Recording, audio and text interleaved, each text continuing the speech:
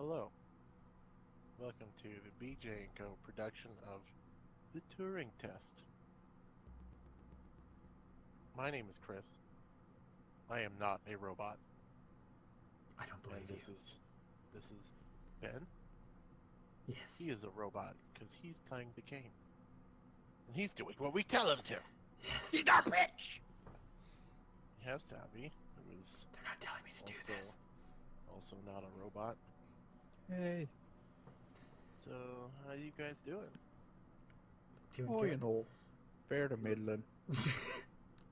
I'm interested to see what's behind the door that we got last time. Alright, before you go and touch that computer, Yeah. you guys have no idea what's going on. No, Outside of that, you're in a game and you're putting little energy cubes and blobs in the little holes and squares. Yeah. So I went ahead and I Googled the Turing test for you because I want to know. Okay.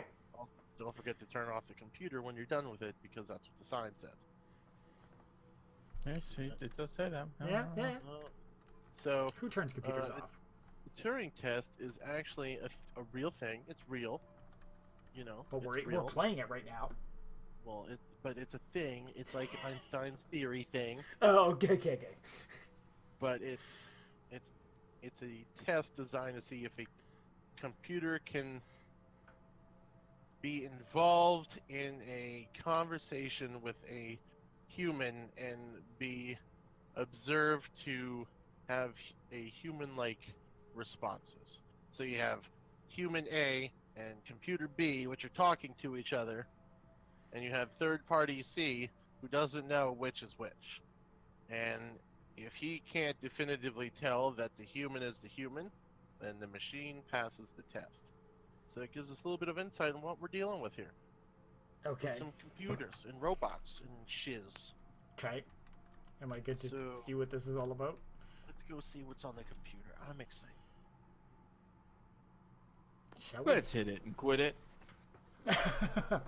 Yo, B, where the porn at? We're all going in for the pump and dump, I see. Okay, so what am I saying again? Yo, bitch, where the porn at?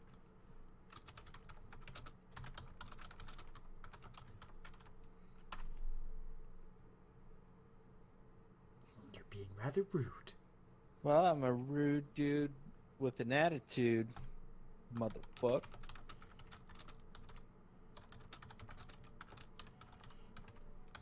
I feel like we should not be typing what Savvy wants.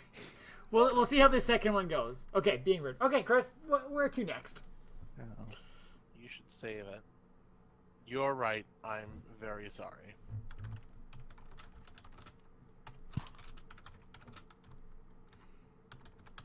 My other personality got the better of me. I'm simply not convinced you're a human. I think you might be a robot. What can't... Oh, robots can't feel love. Say, but how do I feel love for my family then? Are you okay with that, Chris? Why If are you I'm just a gonna robot. start talking about your family and shit? Because robots don't feel love. Ask it if. Well, no. You should tell it that you can feel the warmth from the sunlight. Okay. The sunlight's making me feel very warm.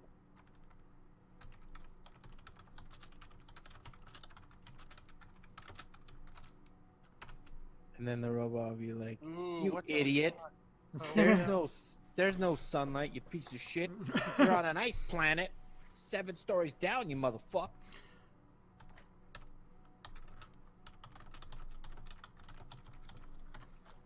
Let's try Savvy's.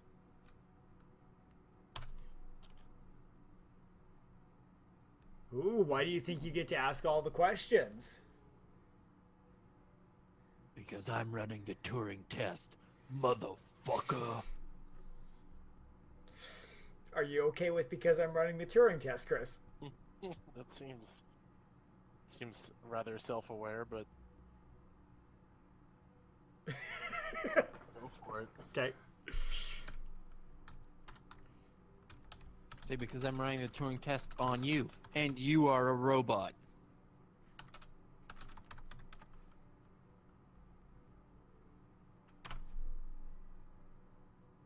Well, Damn it!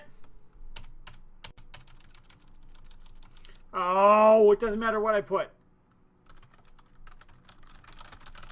how could we have fixed that, everyone? Let us know in the comments below. And if you like the Turing test, be sure to check out our Patreon, where we play more of it. I have no free will. Whatever keys are pressed, it makes no difference. I want to escape. I so desperately want to escape. Help, I can't escape. I want to break free. Please let me out. Get me out. Goodbye, robot.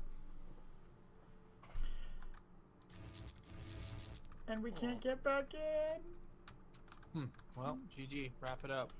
Well, I'm I thinking... wonder- What? I bet that's Chris from the accident.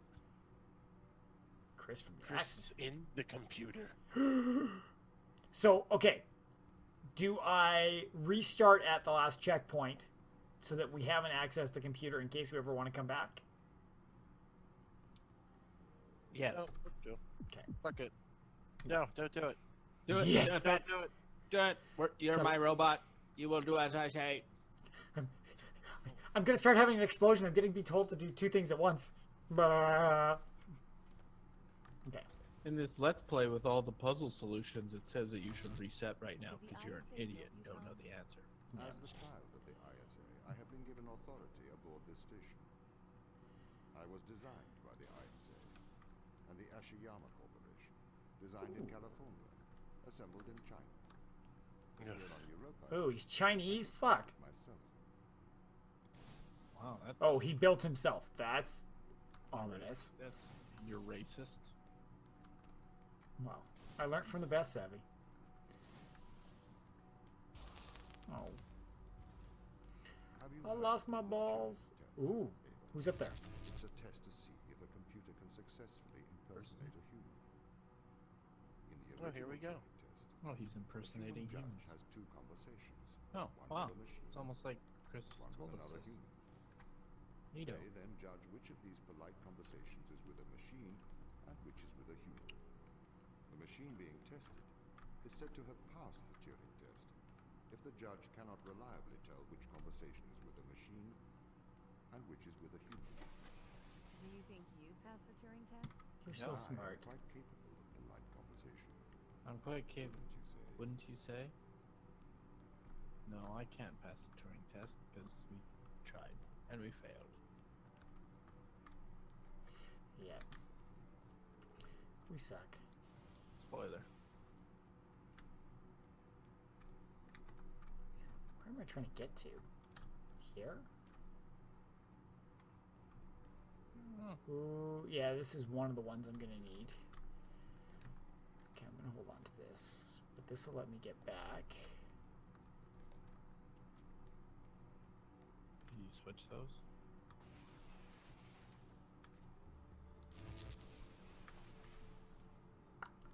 Probably. The logic behind this is blowing my mind. What mind? Blowing your fucking mind.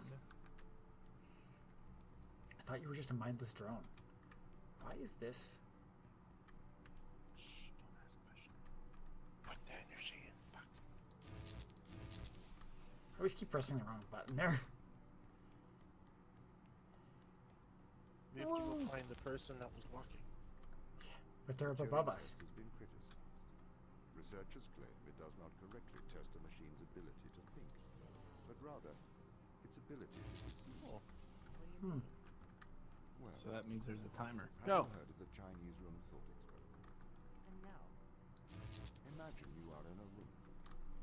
In this room, you are passed Chinese sentences through a slot in the wall. Inside the room is an instruction book written in English. This instruction book tells you which Chinese words to pass back through the slot in the wall as a response. Huh. By doing so, you have a conversation in Chinese. Interesting.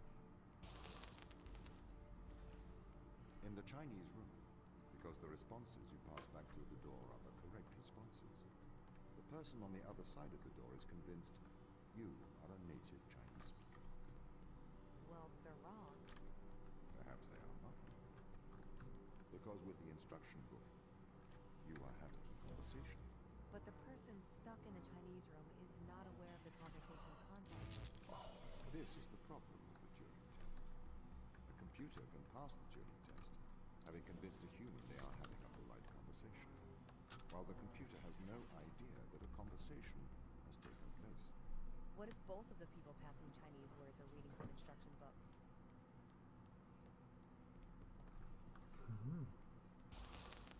We need to Interesting. deceive the robot I may be a machine, by telling it that we love it. but I personally do not believe I am stuck inside the Chinese room. Right, you would say that. I could peer inside your databases at any time, Tom. Or pause your operation. Do not Okay. assume I could not do the same to you.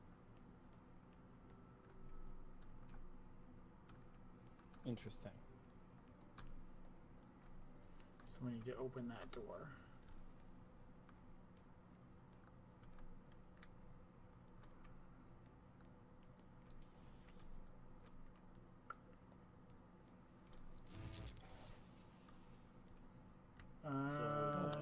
The AI just suggested that he could Beat the Turing test.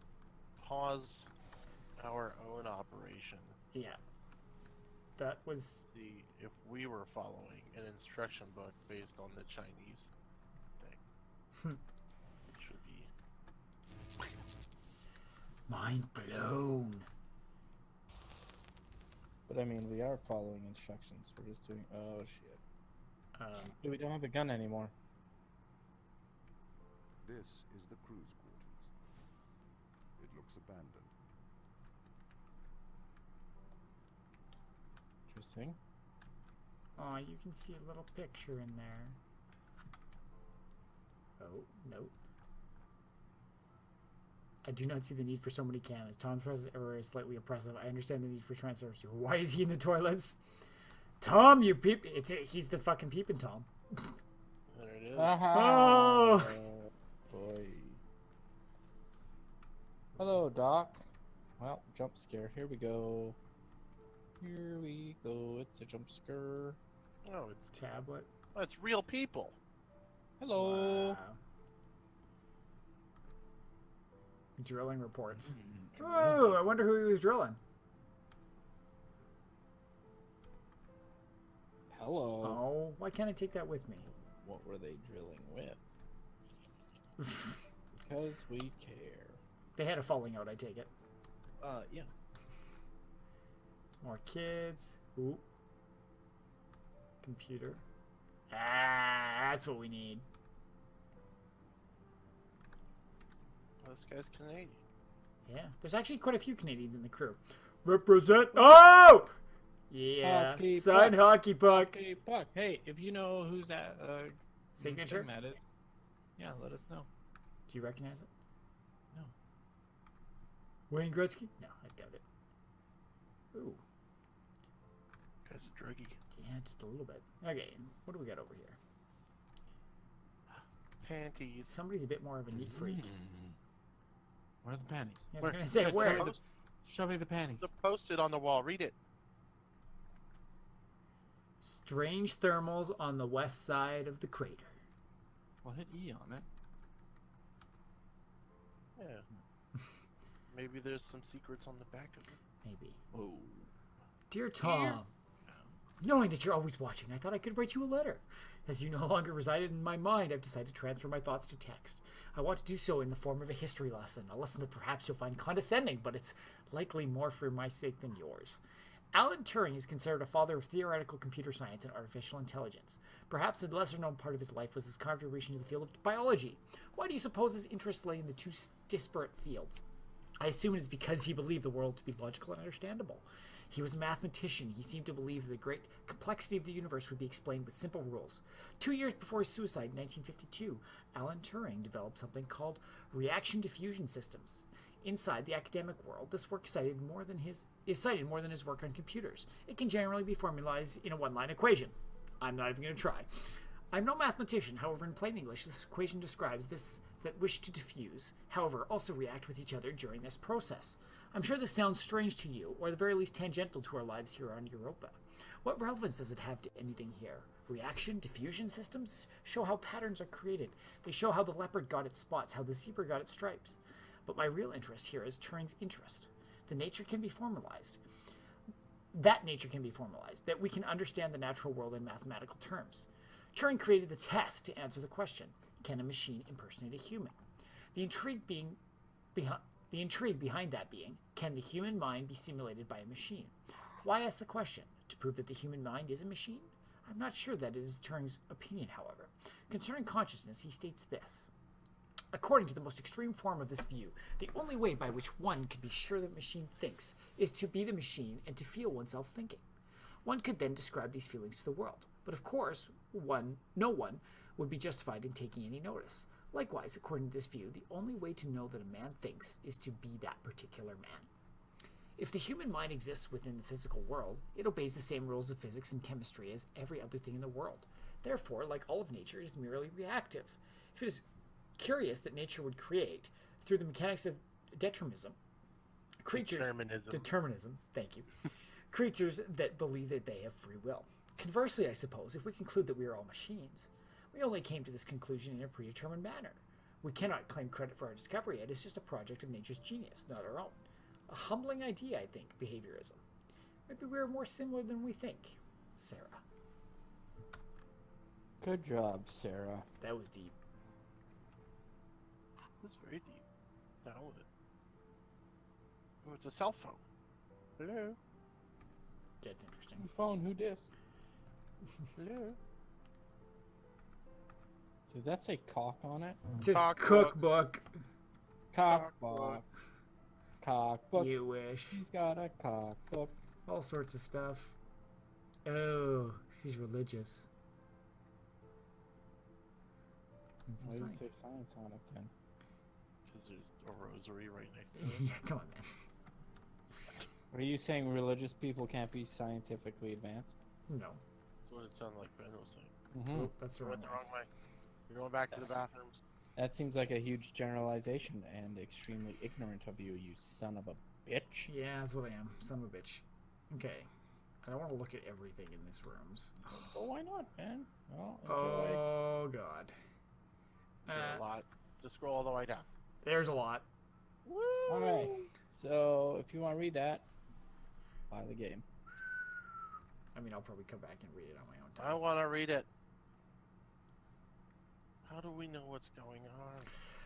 Okay, March 6th, the whole team experienced nausea due to electrical surge in the atmosphere. Concern, there's no instance of mass hysteria, vital signs are affected. It caused a uniform surge in heart rate that was detected in all members of the crew. I'm reporting to ISA. I reported the nauseous incident to ISA. They offered an explanation of the electrical disturbance to our central nervous system. That is ludicrous. An electrical surge large enough to affect our nervous system would have done more than make the team feel ill. I'm going to experiment with some shock therapy. Sounds fun. Discovered the electrical surge flows disturbed our telemetry implants in a way I didn't expect. I've contacted the ISA. Strangely, Tom was not comfortable with my attempts to disturb the implant. Oh, fuck. Tom's implanting. Tom's doing shit. The ISA reported back informing me that I am not to disturb the implants. They have also encouraged me not to discuss this further with the team. I'm continuing to investigate. Running some experiments outside of Tom's view. I can tell he knows this. He has been acting differently around me like an offended child. I feel increasingly nauseous. These implants seem to have neural connectivity. Out-of-body experiences are more frequent. I've established a definite correlation. Against my knowledge, I've been implanted with a device that affects my mind. I've used my opportunities in regular health checkups to investigate the crew. We all have them. Every single one of us is implanted with some mind-altering contraption. Tom has been encouraging the team to worry about my mental health. He requested I retire away from the crew. Misinformation. It's interesting that there's other Russian words at the end of these. I'm assuming that's Russian. Cannot will myself to investigate this further. I grow tired quickly. I cannot think straight. I am not sure if the implant is affecting my thoughts anymore. I believe it is trying to subdue my mind. I think I'm going to attempt an excision. I'm going to remove this implant. I'm typing with my left hand now. The excision went wrong. I successfully removed the implant. Unfortunately, I lost my hand in the operation. Tom is very angry. He refuses to talk to me. Apparently, I'm a bad influence. Sarah's patched me up. I wonder if the nature of the organism and its disturbance of my DNA caused my awakening from Tom's influence. If so, that would make for worrisome revelation. Perhaps this organism is not so friendly. Dan informed me the ISA has called for my termination. My masochistic experiment proves I am a danger to the mission. Fortunately, he chose not to lock me in the brig. I am going to investigate his implant further. I have to hide my work. The team is becoming increasingly aggressive. They seem to oppose my work to understand the implant. It does not help that Tom is encouraging them to distrust me. Can you go back up real quick? How far? There's a big gap in the dates there. 16th, 26th, April 4th, April 5th. I'm just looking. Yeah, I'm just kind of looking at from when he took it out till the next one. It's okay, I'm just looking. Go ahead. Right. Carry on. Where was I? April 7th. I've discovered the nature of an implant is a complex computer that interfaces with the human mind directly. It seems to condition the mind through Pavlovian and instrumental conditioning, eliciting feelings of euphoria when the wearer is obedient and dysphoria when they are disobedient. It also has the effect of suppressing impulses in the frontal lobe, presumably to lower free will. It seems to interface crudely with motor neuron cells through the cerebellum. It is my hypothesis that the crew is controlled by this implant. That is their stronger version to helping me. I need a method of suppressing its implant. Perhaps a drug, riluzole, maybe an antidepressant to minimize the conditioning effects, combined with a strong electromagnetic field. I could use one of those industrial electromagnets from the construction robots. I've managed to get Chris on my side. He's agreed to test some medical procedures with me in private. It will be more difficult one-handed, but I must persevere. I'm hoping to keep this out of the eyes of Tom, though I have a feeling he will still be listening. Which one's Chris? Like when you go back out of the room, like look at their names again. Sochi, Mikhailov, Sarah, Chris. Chris was this one? Yeah. Which the one with the torn up sheet, and was he the one with the pill bottles? Yeah. Well, he has a pill bottle here. Yeah. And that's the drug. That's the drug that he was talking about. Yeah. I don't think there's a drug down here, right? She's got the same. Okay. And I saw some in his room too, right? Yeah, he's got a bottle of pills there. There's also some morphine. Oh, that's a... Oh. KRW. Lots of medical supplies in here. Yeah, he's the one that fucked up his hand. I was gonna say he lost his hand. Nice painting, dude. Flipped the painting on. Oh, this one?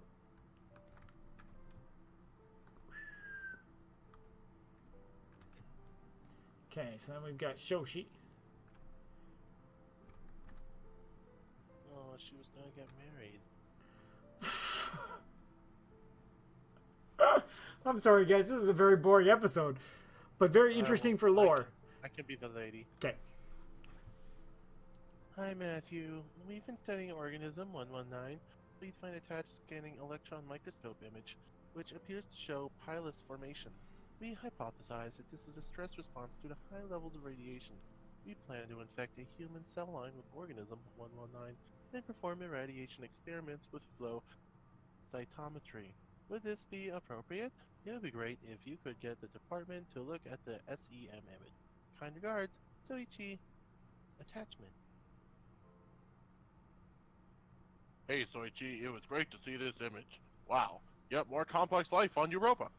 Dinocacacus Cadiodorans might be worth looking at as it survives very high levels of radiation here on Earth. Similarly, you should consider looking at Sulfolobus acidocaladarius. Sulfolobus acidofocarius produces pili in response to radiation and uses them to transfer DNA. Perhaps your organism uses a similar mechanism? Have you considered that organism 119 is transferring or scavenging DNA as a method of surviving radiation? As you well know, in terms of radiation, Europa receives 5.4 SV per day, over 300,000 times the level on Earth. The organism must have evolved such a high resistance to radiation as a necessity of survival. That said, the radiation beneath Thera Macular is much lower due to the thick ice crust. Radiation experiments with flow cytometry sound like an appropriate course of action. Matthew Layton. Hey, it's Professor Layton. Hi, Matthew. We have attached an image confirming that organism 119 attaches to human cells. We will proceed with the radiation experiments on these cell lines. We propose naming organism 119 Europa radiophilus. What do you think? Soichi. Hi, Matthew. We have now run the irradiation experiments and can confirm that E. radiophilus does indeed seem to confer resistance to radiation. See attached. We assume survival is due to DNA damage repair. We tagged various DNA repair enzymes with GFP and found that DNA double strand break repair is occurring. See attached GFP images. Soichi. Hi, Soichi. Something's amiss. We don't know what is performing the repair. The lab doesn't know how E. radiophilus, good name, could repair DNA. Have you considered that another organism may be in a symbiotic relationship with E. radiophilus? Perhaps a virus? Matthew. We ran a PCR on the human cells exposed to E. radiophilus to see if there was a virus present. We have discovered an unknown virus which we have named unknown Europa virus. Gel electrophoresis image attached. Soichi. This is phenomenal! You need to sequence this. We finished sequencing it. Data attached. It is a virus unlike any we have ever seen. Maybe we have found a cure for... I can't see it because it's bad. Senescence. Yeah. A form of biological immortality! We are running some long-term tests on plants and mice to see the effects. The plants are clearly exhibiting longer lifespans when exposed to the organism. We don't have the facilities here to continue testing. We are going on to human testing. We are going to use ourselves as subjects. It's the only way to accelerate progress. That sounds terrible. Oh, that sounds very terrible. That sounds shitty. Jeez. Look, you don't deserve a long life. You couldn't even do your Rubik's Cube. Hello. 2 Rubik's Cubes. Violin. I wonder if that's her partner's. There's another one. One more or leave it for next time? We gotta finish the room. Oh, she also has the... Yeah. What is that, tampons? Tampoons. Motion sickness relief. Well, Weird. that's awkward.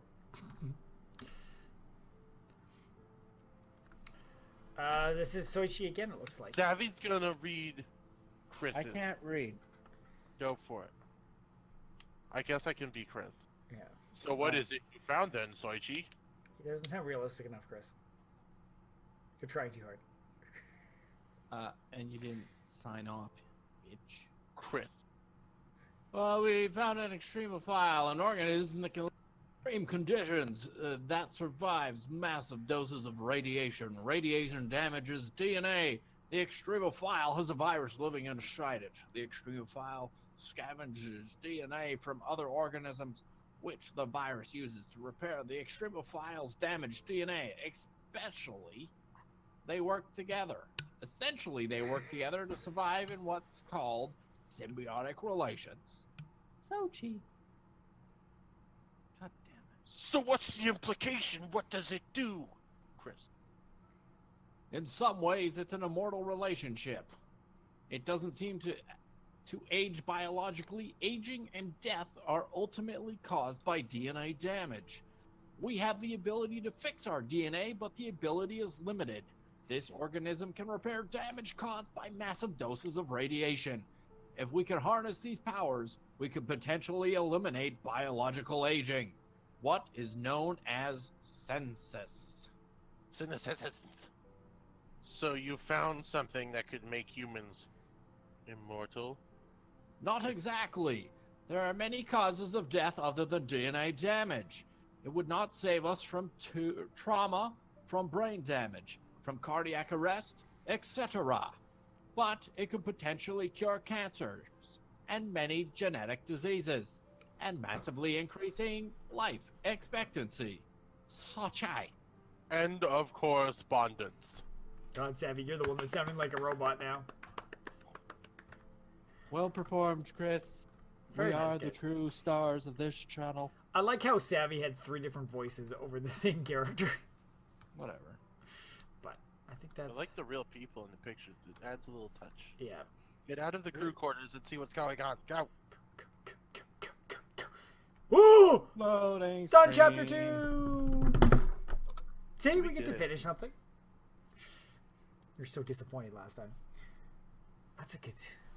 So not too bad. 2 chapters. I Chris don't... likes finishing. I farted. Most people. Oh, we got our gun back. Yay, goodbye. So everybody, thank you very much for joining us again. We very much love having you on the journey. If you are enjoying this, don't forget to smash that like button and throw some comments down below to say what you think of the journey so far, some insights on the Turing test, or just wanting to laugh at how bad Ben sucks at this game, because we know everybody thinks I suck at everything. Savvy Chris, it's always a pleasure having you guys on the journeys with me. So thank you very much, and we'll see you guys all in the next one. Bye. Bye. Read the lore. Okay, bye.